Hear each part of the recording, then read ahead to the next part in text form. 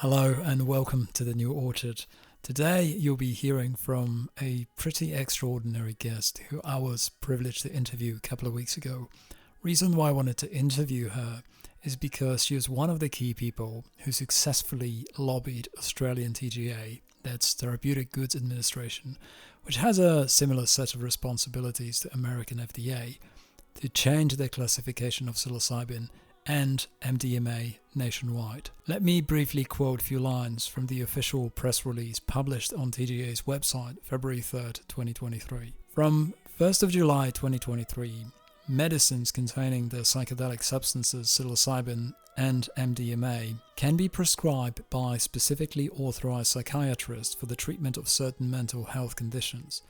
The Therapeutic Goods Administration, TGA, will permit the prescribing of MDMA for the treatment of PTSD and psilocybin for treatment-resistant depression. These are the only conditions where there is currently sufficient evidence for potential benefits in certain patients. Prescribing will be limited to psychiatrists given their specialized qualification and expertise to diagnose and treat patients with serious mental health conditions with therapies that are not yet well established. End quote. Considering the transformational power of these therapies and considering the state of mental health generally, this development is an absolute game changer. What really surprised me and gave me a lot of hope for the future when I read through all of the supplementary materials on TGA's website was that this thing actually happened.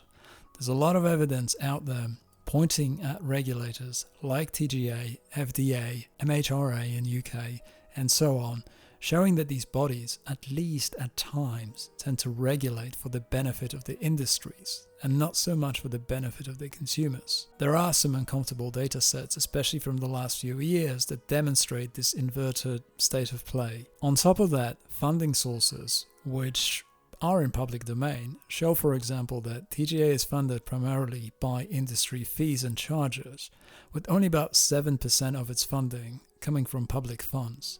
In case of FDA, nearly 50% of its funding comes from so-called user fees paid by companies seeking approval for medical devices and drugs.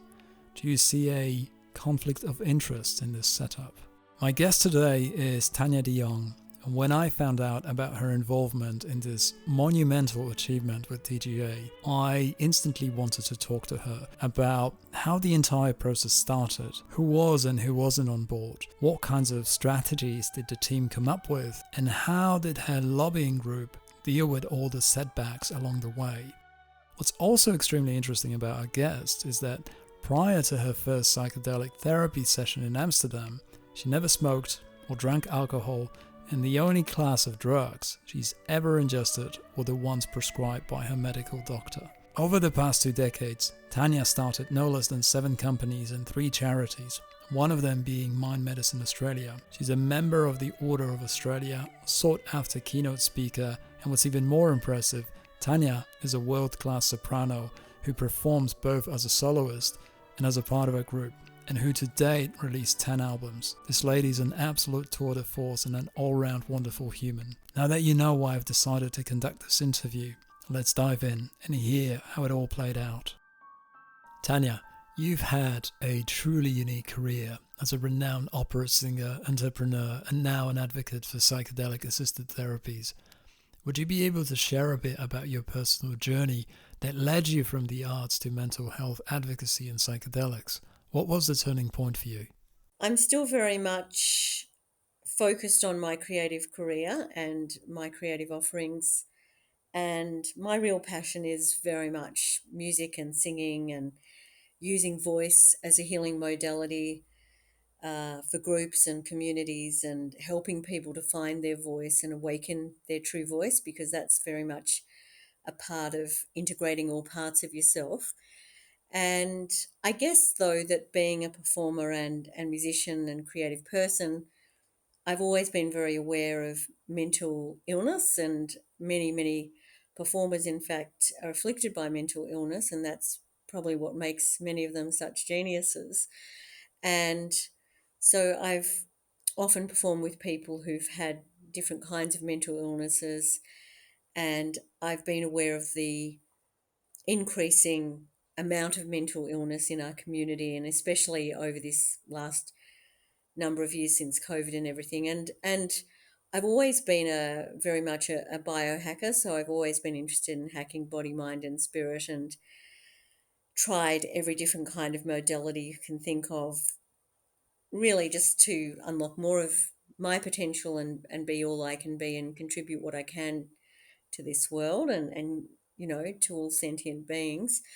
And so I'd never done any drugs at all in my whole life, and I was pretty anti-drugs, and I also had never got drunk. Singing was always my drug of choice. And then in 2016, I came across psychedelic-assisted therapies, and my husband and I were fortunate enough to go to the Netherlands and experience psychedelic therapies with a very experienced guide.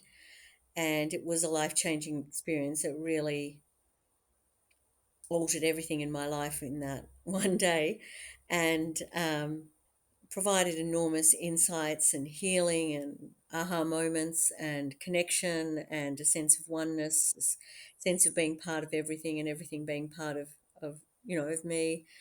And I've never seen nature the same again since that day either. And I realized that if that experience could be made available to people who are suffering with mental illness, that they could then experience a sense of connection instead of separation and isolation, which is what characterizes mental illness. It's often a feeling of, alienation and not being part of something, and feeling alone and separate. So having founded 6 charities between my husband and I, we then, about a year later, we undertook a second experience with the same guide. And then we were totally convinced. It was like, well, if this is helping us like this, and we don't have, a specific type of mental illness, I think we all carry trauma as human beings, both our own, our ancestors, and collective trauma. But we'd founded 6 charities that helped people with disabilities, homeless people, people who are victims of domestic violence, migrants, job seekers, people of all ages and backgrounds. And we thought, well, if this medicine can help us, then what about if this could help all the people who are suffering with mental illness? And usually what characterizes those disadvantages that I just mentioned, like unemployment or disabilities, usually at the bottom of those disadvantages or suffering is mental illness. That's what's generally underneath it. The people I know with disabilities usually are suffering with some kind of mental illness just because of their situation.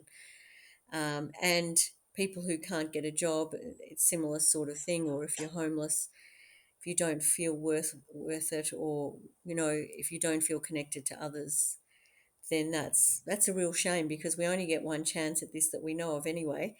And life is beautiful and special, but that relies a lot on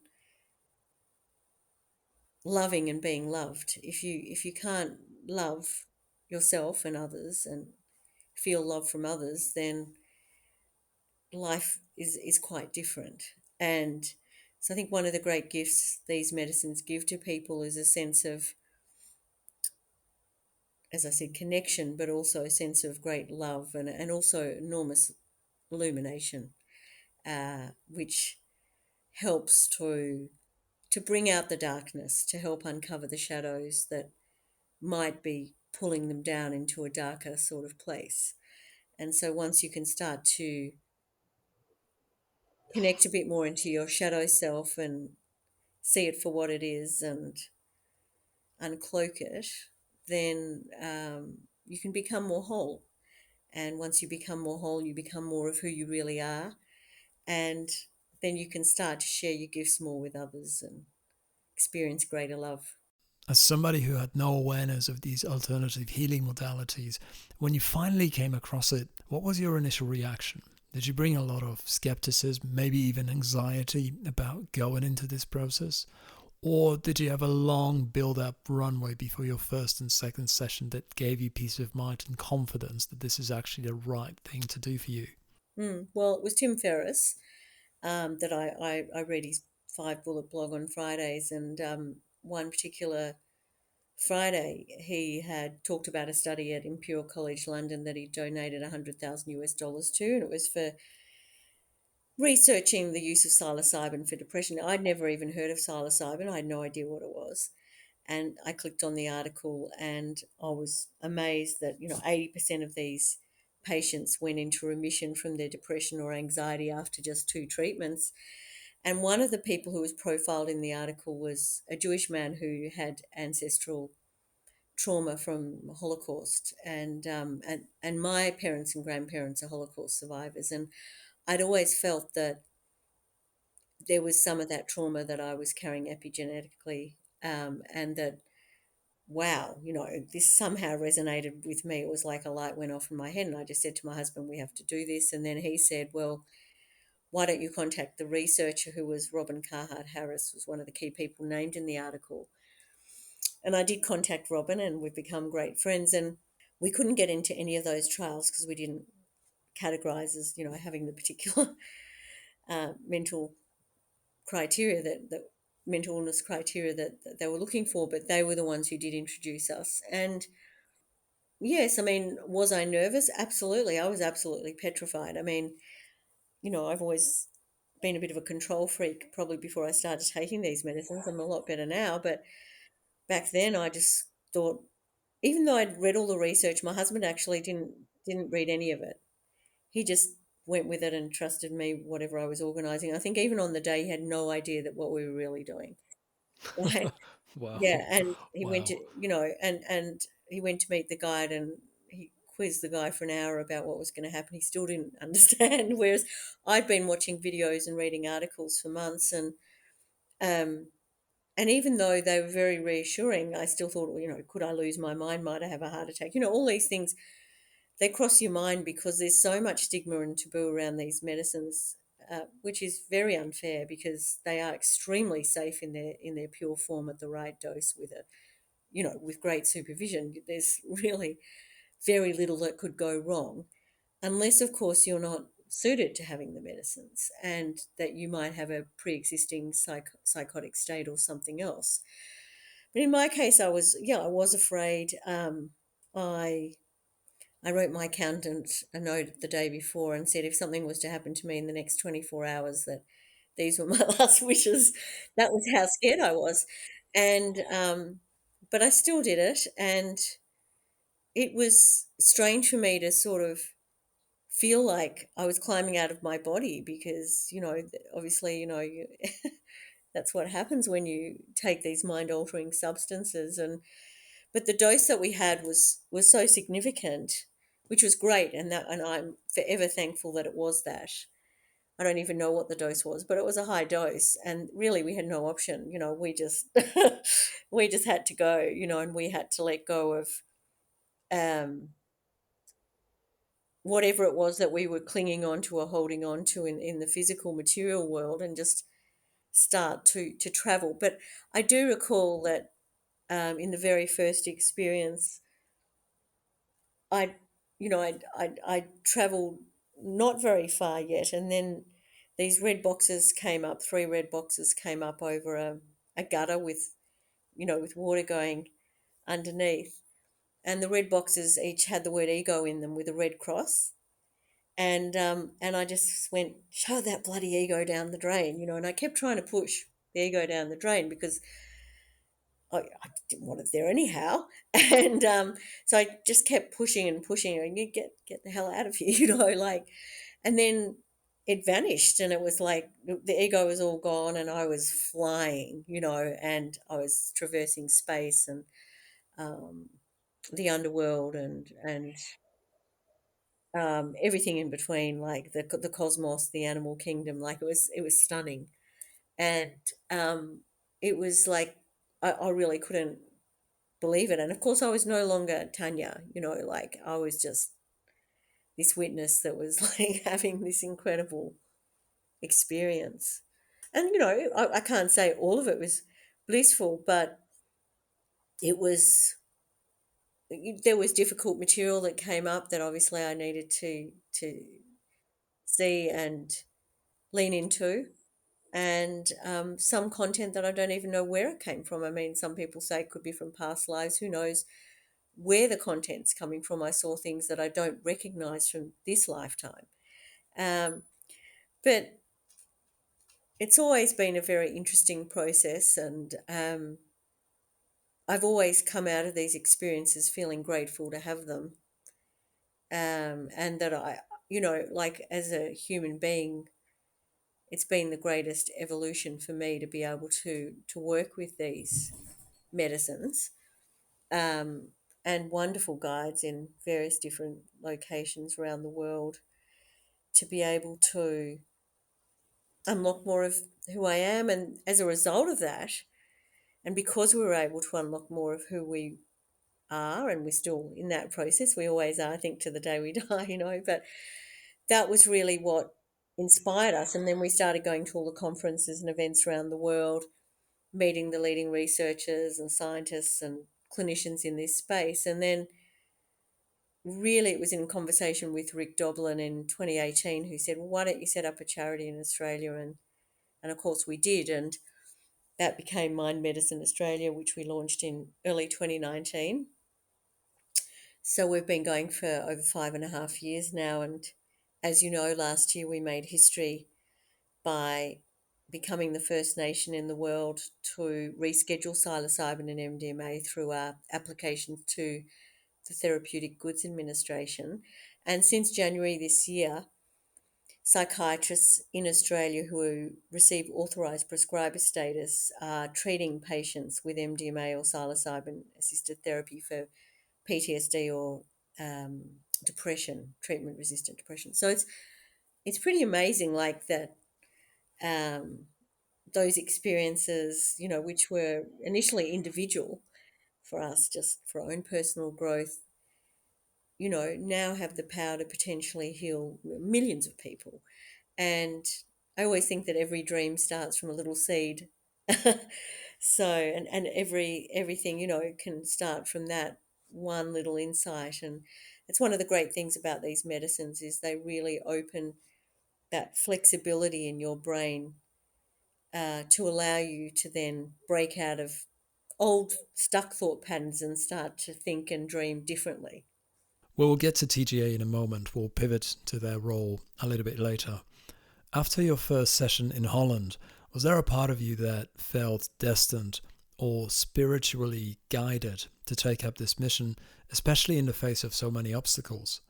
Are you a type of a person who tends to live in metaphysical, or are you more grounded in the materialist physical domain, especially prior to your first psychedelic experience? No, I think I've always been sort of living between different dimensions. I just probably wasn't as aware of it, um, until I took the medicines, that I was actually living sort of possibly across a few dimensions. And I think we all are. We just don't know we are. We're all, our physical body is between earth and heaven. And I always feel that our voice is a very good metaphor for that, that we're sitting between those two enormous dimensions, and we have bits of both of them in us. And it's amazing how you do connect to the spirit world when you're taking these medicines. Like, certainly I've experienced spirits ranging from my father to, other people that have passed, in my life, and some people that I haven't even known through these medicines, um, and experienced that. So I think that I've always been in that place, and a lot of my work is a reflection of that, actually, because my other charities, have also come out of sort of left field insights, that have come out of spaces where there wasn't anything, and then have come about to make an enormous difference. And yes, and I do feel very guided to do these things. There's some guiding force that is going, you've got to do this. You have to do this. And it's not because I feel um, conceited or like anything like that. It's just there's like a voice in my head, or from somewhere. It's actually probably not in my head. It's well above that. That's just coming in and guiding me on these particular journeys. So I found that with all my charities, in fact, that they were particularly important. And other people would often say to me, "Oh, you're mad." Like even my mum would often say to me, "Oh, you're mad trying that," or I go, you know, and I go, no, Mum, I really think this is going to work. And of course, they did. All the charities are still in existence, and they've all created enormous impact. And so there's the Song Room, which I founded in 1999 to bring music and arts to disadvantaged kids, and there's Creativity Australia and the With One Voice program that has reached tens of thousands of people through our social inclusion choirs, and this one, and then there's another one as well. And actually, Peter and I have just started a new initiative too called the Healing Humanity Initiative, which I haven't said on a podcast before, but we have just started that as well, which is to really support bold, visionary social entrepreneurs making a difference in the world. And these things I feel are coming from beyond me. And it's the same when I sing, actually. So you might want to play one of my songs on the podcast, actually. And I often recommend that to people interviewing me because I also feel that my voice is not really from me. It's coming through me. I'm a channel for it, but it's not me. Yeah, that's really interesting insight. I think Mozart said something very similar when talking about his creative composing process, claiming that the music does not come from him. It's coming from some other magical place through Yeah, him. yeah. There's something beautifully mysterious about Mm. that. No, it is. But also, the more clear you make yourself as a channel, so the more you can integrate yourself and become one with yourself and love yourself for who you are, the more of those gifts come through you. So I found that my voice has become more crystalline as I've done more of this work. It's just like an expression of that vehicle of that vehicle that is my body, my human instrument. Um, yeah, and I think it allows my soul to speak more. Let's talk about your monumental achievement in getting the TGA to reschedule psychedelics. Now, TGA came into public attention focus in Australia because of the madness of COVID policies.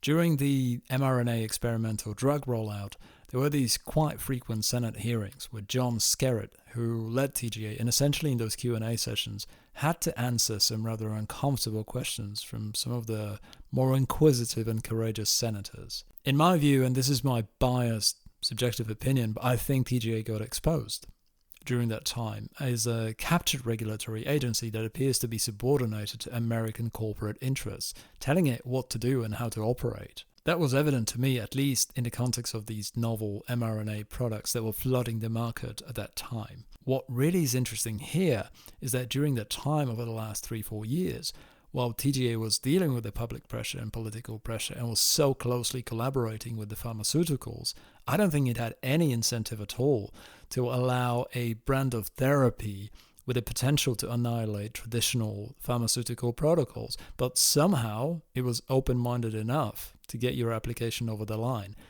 It's a miracle, really. Would you be able to walk us through that journey? What strategies did you and Peter employ to get through to such a historically cautious regulatory body? How did you stay resilient after the initial set of rejections? Hmm. Well, that's a good question, and of course, the thing about most regulatory, unfortunately, these regulatory agencies are largely captured by big pharma because big pharma is funding most of them. But in this case, I mean, we reached out to the head of the TGA, who was very interested in this from day one. So the first time I approached him was very early on when we'd founded Mind Medicine Australia in 2019. And he just said, "Why don't you put in an application for rescheduling the medicines?" And I was surprised at this. I thought, "Well, that's great. Okay, let's do that then." And so we started working on that. And then, of course, our first applications were knocked back at the interim stage, and then they were knocked back again. But then we were given all of the reasons why they'd knocked the applications back. And then we put in a second round of applications, and these are huge applications. You can see them on our website. They're over 100 pages each, and they've got multiple. Then also, there were 1,300 Australians who supported the second lot of applications as well. 13,000, I mean. And, so, and that includes lots of scientists and researchers and doctors and others and patients as well, obviously, and their families and the community.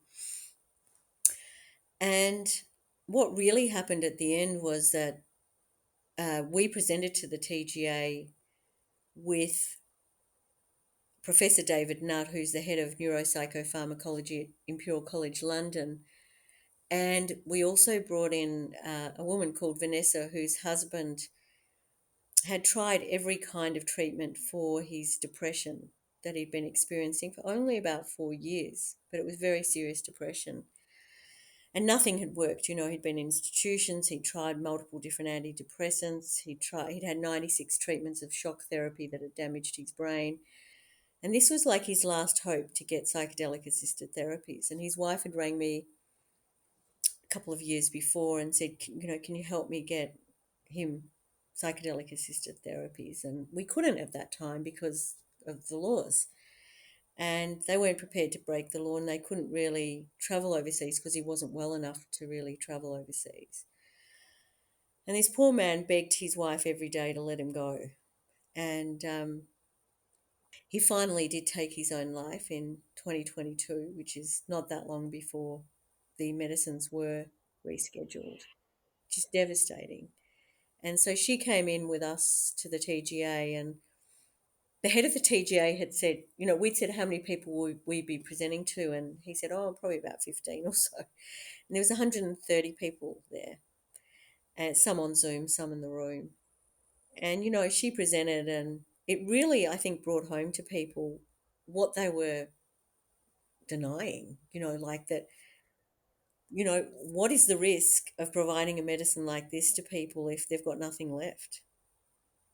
The only other option is they're going to take their own life, and or just live with such shocking suffering, and everyone around them will suffer as a result as well. So there's often a risk to not doing anything as there is to doing something, and nothing is riskless. But there's a lot of medicines around that are not working for the majority of patients, and that includes antidepressants and antipsychotics and other treatments that not only are not working, as in patients, the majority of patients are not going to remission. So only about 15% of patients go into remission from antidepressants, and only about 5% of patients go into remission from treatments for PTSD at the moment, existing treatments, whereas 60 to 80% of patients are going to remission after 2 to 3 treatments with MDMA or psilocybin with a short course of psychotherapy.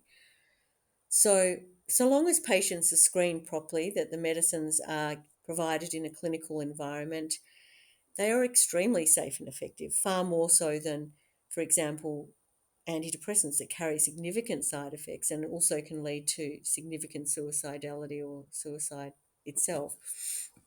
And we need to be very open to the fact that we're living in a world that is becoming increasingly challenging and divided, and the suffering is really immense. And we see that in our own families, in our workplaces, in our communities. And we see it in the statistics, which show that mental illness is increasing and that the use of antidepressants and other psychiatric medications is increasing, yet the statistics are not getting any better. So that shows us that we have to do something different, that we have to innovate. And these medicines are not new medicines. It's also important to say that, these are not some new, sparkly thing that hasn't been tested. I mean, psilocybin is from uh, mushrooms, and those mushrooms have been with human civilization since the beginning of human civilizations. We see them in the ancient archaeology and so on. And psychoactive plant medicines have been used in indigenous cultures since very ancient times. And they're still used in indigenous cultures, even in Australia, of course, the wattle and acacia, have psychoactive properties. So it's foolish for us to think that we're stopping people from trying something new, because those are not new medicines. And even MDMA has been around for a very long time. So, yeah, it's just sad, I think, that, that there has been this shocking war on drugs, that drugs have been so vilified. And as I said to you earlier, I was pretty anti-drugs. But that's because you really do have to work out whether a drug is being used as a drug or as a medicine. If you take a whole pack of Panadol, that's going to do you a hell of a lot of damage if it doesn't kill you. right? So the same thing happens with these medicines. You either take them at the right dose, um, in the right set, with with the right mindset and in a great setting with the right guide supporting you, and get a great outcome. Or maybe if you go to a dance party and don't know what you're taking, and the drug's not pure, and you're tripping out and you're dehydrated and you're drunk and you're combining a lot of different drugs, that's going to lead to a poor outcome. But that would happen with any drug. So yes, we need to differentiate between when a substance is a medicine or a drug. It's really interesting how you've managed to thread that needle with so many things in this process. What's evident on the surface is that people, especially in the West, are consuming more pharmaceuticals than ever before, even if we adjust the data to show consumption per 100,000. But confusingly, instead of becoming the healthiest, mentally most resilient people in the history of the world, we are seeing a massive explosion of chronic conditions, depression, different type of heart disease, cancers. It's a very, very long list. In my head, the only conclusion is that the objective behind this uncontrolled push to normalize consumption of pharmaceutical products is not to heal, but to keep people on something akin to life support. We should not be surprised, as pharma is a big part of our economy, and this toxic paradigm we find ourselves in is to continue selling stuff to each other, regardless if we need it or not. I'm kind of repeating myself here, but it's truly amazing you've managed to thread that needle at a time when collaboration between pharma and regulatory bodies has been dialed all the way up to 11. No, that's true, and of course, a lot of pharmaceutical companies are jumping on the bandwagon. I mean, this whole market for these medicines is looking at multi uh, billion dollar industry over the next few years, and there are pharmaceutical companies who are doing work in this space. Um, but I think one of the things that you know probably helped us get this through is that we are a charity. I mean, we're doing this from very pure intentions. So we've never sought to gain any financial benefit or any other kind of benefit really from this. It's just been a lot of hard work, to be honest, and it's been hard. I mean, like we're dealing in a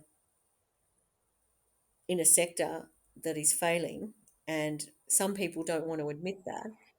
And then there's a lot of people who have vested interests in the area as well. There's researchers who have interest in keeping on researching. There's you know, doctors who want to keep using the same treatments that have not worked, maybe because they're afraid of being out of work, but they're never going to be out of work because our mental illness statistics are so bad, and you can't even get in with most clinicians for a year and a half, or whatever. So I think when you want to try to achieve something that is large, big, hairy, audacious goal, if you come at it with a very pure heart, to try to ease human suffering, I think then maybe I like to believe that the universe conspires to help make that happen. And I have to believe that, there was so many people that supported our application. Um, Many people we didn't know at all, and people who just went, yeah, what are we going to do? There's not anything else on the horizon. And there still isn't really. There's nothing particularly out there that's going to change things for people. Of course, lifestyle is always touted as an important way to treat all kinds of illness, and I very much believe in a healthy lifestyle. And I live that way, and I feel that's increasingly compromised as well. So the air that we breathe, the amount of different frequencies that are entering us, the toxification of our food supplies and water supplies and so on is deeply compromised. So all of those things are things we need to care about.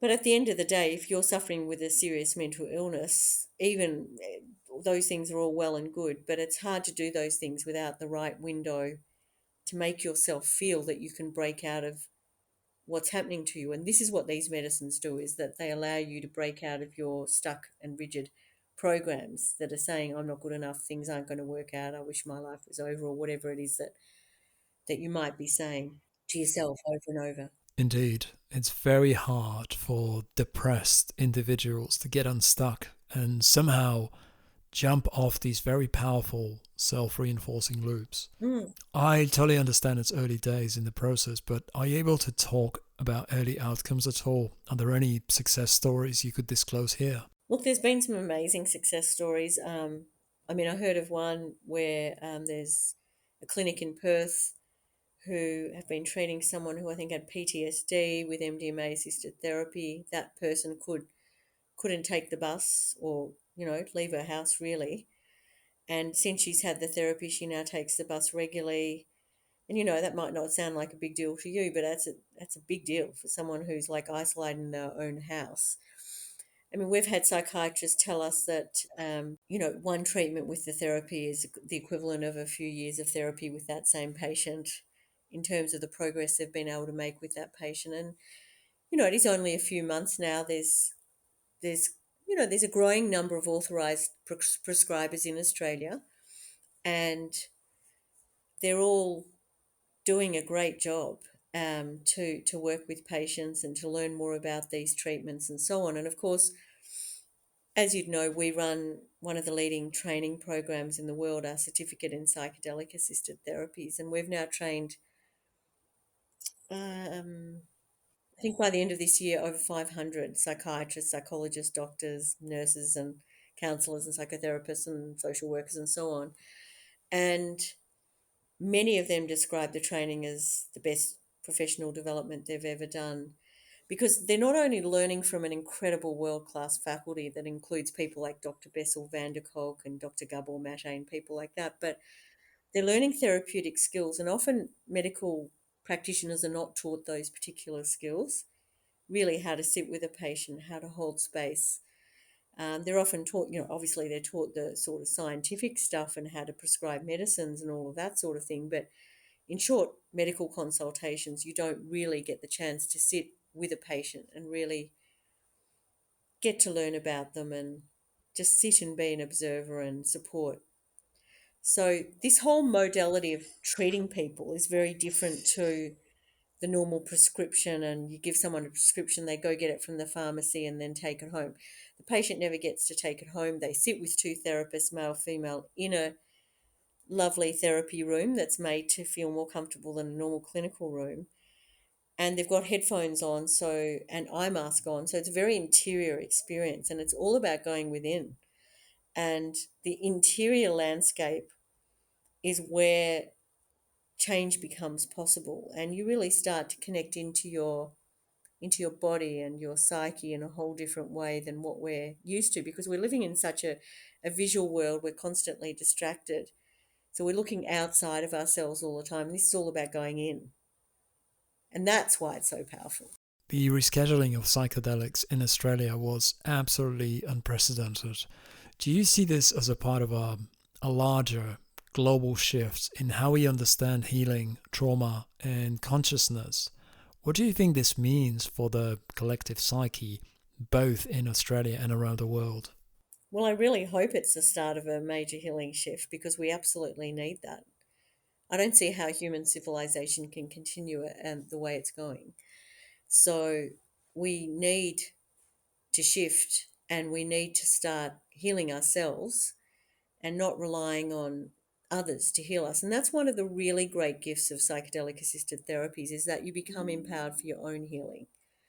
So instead of taking a daily pill or pills and going and seeing your therapist once or twice or have a week for years and years on end, you're becoming empowered to heal yourself. Again, that's about that interior journey and realizing that you can heal yourself. You can become your chief medical officer, really. So instead of outsourcing your healing to doctors and governments and others, effectively who become your surrogate mother and father, you're actually going, I can heal myself. I truly can. And yes, you might have a circle of healers around you as well that you trust, but they may not be your standard healers. That yes, you might have a GP in there if they're, I love integrative GPs. And you may need specialists for certain types of things as well. But it's also about using other types of modalities. So, as I said earlier, I'm a big biohacker, and so I do lots of other modalities. So I have cranial sacral therapy. I go and do Chinese medicine. I use network Cairo. Um, many, many, many different types of therapies that are working at an energetic level, raising consciousness, and helping you to really tune into your own body and your own healing processes. And I love those sorts of treatments. I love a good massage too, don't get me wrong. Well, who doesn't? You must be getting a lot of messages from other groups from all over the world asking for guidance. Have people been reaching out to you? Absolutely, yeah. So, we've had people reaching out from Europe, including the Netherlands, around MDMA. We've been, obviously in conversation with the US and Canada throughout all of this period, with Israel, parts of Asia, even parts of the South Pacific. I mean, yeah, we've had a lot of people reach out, and Australia has, in a sense, become like a mecca for researchers and clinicians who are wanting to also work in this field, because now, of course, people can legally provide clinical treatments in this space. So we're seeing more clinicians and researchers moving here as a result of that decision as well. So that's a great opportunity for Australia to lead. And well, we certainly hope that other parts of the world catch up. But of course, we should acknowledge that there are places in the world where these medicines have been legal throughout anyway. Like, so in the Netherlands, psilocybin has been legal throughout, not MDMA, but psilocybin. In many parts of South America, Mexico, Costa Rica, and so on, the medicines are legal, and people have been using them for raising of consciousness and healing and ceremony for a very long time. Um, but in terms of other Western nations and Eastern nations, I think there's enormous potential, because all of them have a growing mental health crisis. I mean, I recently came back from leading a mission in Bhutan, which is an extraordinary country with wonderful aspirational values around happiness and well-being, but they still have got a rising mental illness and suicide problem, especially with younger people. So, any country that's connected to the internet is going to have issues, because the internet seems to be a trigger for creating comparison, and for people feeling a greater sense of dissatisfaction with their lives than they might otherwise. Do you believe that the psychedelic therapies are about more than just mental health? Are we as a society beginning to reconnect with ancient forms of healing and consciousness that go beyond the material and physical? How does that align with your vision for the future of mental health and wellness? Mm. I mean, look, obviously, we'd love to see these treatments become and these medicines become available to people who are not just really sick with mental illness, that they can be used for creativity. And of course, we all know anecdotally that many of the entrepreneurs in Silicon Valley regularly microdose, and other parts of the world as well, to enhance their creativity, productivity, their well-being, and so on. And one of the other really important things about psychedelics is that they really connect you to nature. As I said earlier, I've never seen a leaf, a flower, a plant, a seashell the same again, a cloud, since I took these medicines. And that's, and the miracle of nature has continued to be impressed upon me. And I've never been able to even step on an ant since then. Um, and I still will kill a mosquito because I get really bad mosquito bites. But apart from that, it's very hard for me to eat meat now, as well. I feel like maybe I can feel the spirit of the animal or something like that. So I feel that, yes, I mean, in ideal terms, you'd put it in the water and it would go into Parliament House and and it would change a lot of people. That would be great, to see a massive shift through these medicines. And look, some people posit the fact that human existence occurred because our predecessors ate some magic mushrooms, and that's what sort of grew our cortexes and human brains to be what they are. And that's, I mean, that is one theory. So who knows what could be possible. But at the moment, we're living in a world where there's so much resistance to so many things. There's so much censorship occurring, and there's so much vilification of medicines that could really help people. Not just these medicines, but many other medicines that have been around for a long time and that we know work. So we need to re-educate, and that's been a big part of Mind Medicine Australia's work, has been about educating people and getting around that stigma and taboo that has existed for such a long time. Tania, as someone who has achieved something seemingly impossible here in Australia with TGA, do you have any advice for people who feel inspired to follow your footsteps and also do a bit of advocacy for a good cause like this? Would you have any guidance for them on how to start? I mean, you had your transformational experience in Holland, and it would appear that that has triggered something in you to follow this path, which you have so consequently. But is it as easy as that? No, before we did that, before we started the charity, we had a lot of ducks in a row. We'd already connected with a lot of scientists and researchers. You need to have a group. I always say to people with all my charities that I started, firstly, yes, I planted a seed, like I had an insight. I planted a seed, but then I've always had groups of people support around me, like advisory panels and ambassadors and boards and team members and others, volunteers and so on, who've really been part of that journey. It's never just been my dream, it's been a joint dream. And, we've all been on that journey together to a large extent. And yes, it certainly, I have a lot of grit and determination and persistence, and you need that. If you're going to achieve anything in life, you're going to need those three attributes.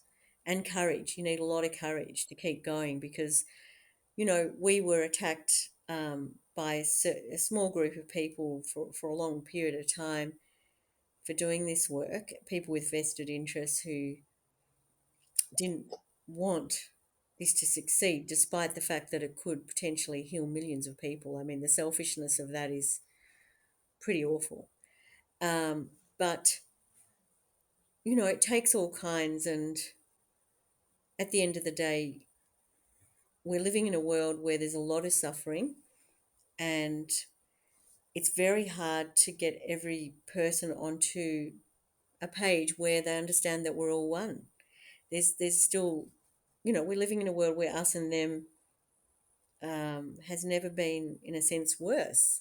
Where the polarity between people is really tearing us apart as a civilization. And I think it's urgent for us to come together and remember that we come from the one, and we're going back there too. You know, we're all stardust, my friends, I always say. you know, Yeah, you're absolutely right about the urgency and necessity to elevate the comprehension of the so called oneness of the human existence. Imagine a political system where one is required to undergo a deep experience of this type before taking the ownership of the office. What kind of premiers, prime ministers, and presidents would we have then? Interactions at all levels would change quite dramatically for better, I believe. Appreciation for all things natural, as well as the innate goodness of human heart, would elevate exponentially. oh well, everyone could go to Bhutan too, and they could see what the aspirational nature of that country is. That's what we really need. We need people to actually. I think at heart, all human beings are probably decent and kind. Um, Within themselves. I think that's how people are born, but it's what the conditioning that we're brought up with that changes us. And that could be our education, it could be our parents, it could be our religion. Whatever dogma is fed to us and propaganda is then what we end up becoming. And the greatest thing we can do right now is to enable people to think independently and stop telling people what they should think and what they should say or not say, and connect people back to one another so that we can remember that we're one human race. We've got this one chance to create more love and light in this world and stop destroying one another before it's too late. As a co founder of Mind Medicine Australia, what is your vision for this organization? Where do you want to be a decade down the road? Our vision is that we don't have to exist necessarily because there's enough therapists trained. So at the moment, we're really focused on training a lot of therapists who then become the leaders in this field. They're like the pioneers who are driving this forward. And that over time, over this next period, health insurers and the government start to support the cost of the treatment so that they become more affordable for more people. We at the moment have a patient support fund that provides up to 50% of the upfront costs for those people who can't afford the treatments. And that, veterans and first responders and all those people who've served our nation get the chance to have access to these treatments if they're suffering.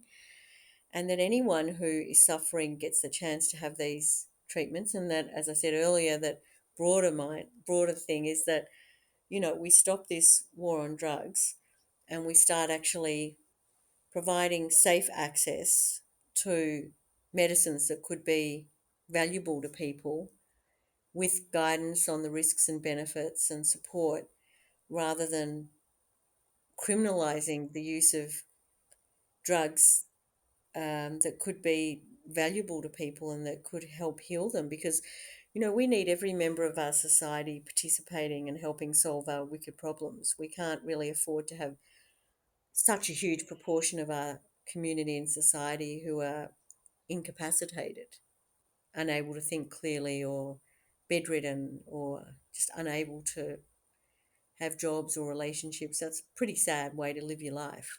Hey, I absolutely love what you said there at the very beginning. It's so anti current corporate paradigm of this perpetual growth that everyone's in. Such a clear and direct articulation of the vision of not needing to be around in 10 to 20 years because of the positive impact on society. That's quite inspiring. The primary objective of Mind Medicine Australia is to train therapists. Is that correct? I'm asking because some people in the audience will be wondering how to put the name on a list or where to go for a therapy session. No, no. So our four strategic pillars are education and awareness. So we present a global webinar series. We do webinars like I'm doing with you right now, podcasts. We present to different sectors, groups of people, from clinicians and politicians to researchers and the general public. We do have the world's leading training program, which is an awesome program. We also have another training program which is starting in the next week or so called Fundamentals of Psychedelic-Assisted Therapies, 6-week online course. And then we fund quite a bit of research. So these medicines are now becoming research for other conditions. So psilocybin, for example, is being research for obsessive compulsive disorder, eating disorders, early stage cognitive decline, fibromyalgia, cluster headaches. MDMA also has huge potential for addictions. Will both have potential for addictions, couples therapy, and so on. So there's enormous usages for these medicines beyond what they're currently scheduled for.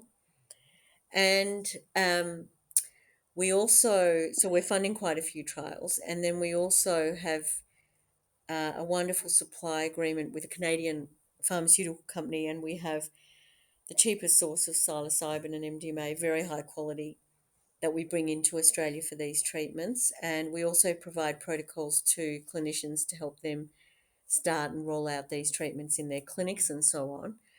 And we have this patient support fund that I mentioned before. So there's a lot going on that is our work. Our work was always to build the whole ecosystem to make these medicines affordable, accessible to as many people as possible around Australia.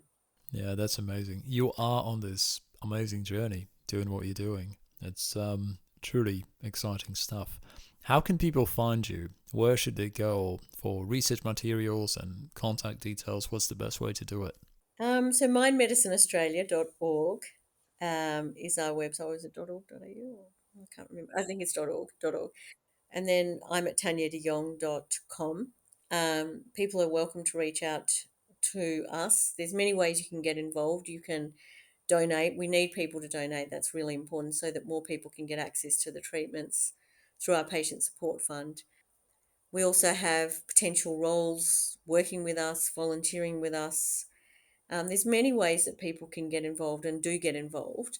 And we have a wonderful team and just a great advisory panel from around the world. And yeah, it's a great organisation. I'm proud of what we've created, and I'm delighted that, you know, we've achieved what we have.